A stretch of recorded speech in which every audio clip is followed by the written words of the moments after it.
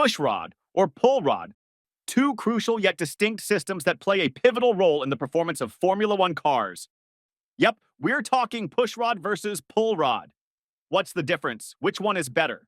And why do F1 teams make such a fuss about it? First up, we have the pushrod suspension. So, what's a pushrod, you ask? Imagine you're pushing a door open with a stick. That's basically what a pushrod does, but with the suspension components of an F1 car.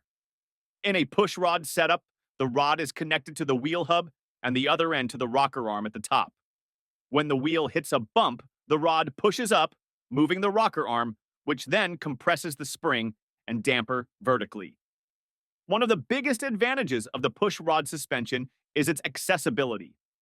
Mechanics can easily work on the setup during pit stops, making adjustments and repairs faster and more efficient. This is crucial during those high-pressure moments in a race. Key characteristics of pushrod suspension. The rocker arm is mounted higher, which can help with aerodynamics. Easier access for mechanics during pit stops.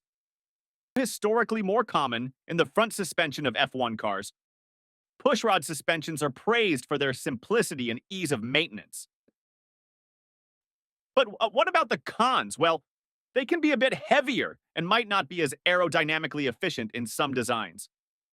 Now, let's pull ourselves together and talk about the pullrod suspension. In a pullrod setup, the rod is still connected to the wheel hub, but now it's connected to the bottom of the rocker arm. When the wheel hits a bump, the rod pulls down on the rocker arm, which then compresses the spring and damper vertically.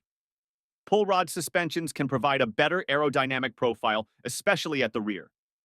This design helps in lowering the center of gravity, improving the car's handling and stability. But they're trickier to work on and can be more difficult to design correctly. Key characteristics of pullrod suspension.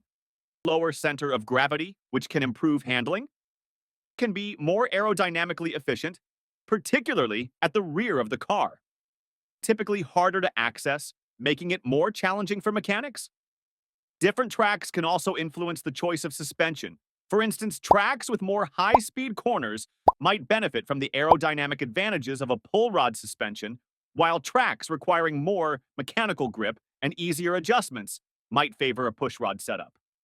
Many engineers and drivers have their own preferences based on their experiences and the specific demands of their teams. Which one do you think is better? Let us know in the comments below. And if you enjoyed this video, don't forget to like, subscribe, and hit that bell icon so you never miss a pit stop with us.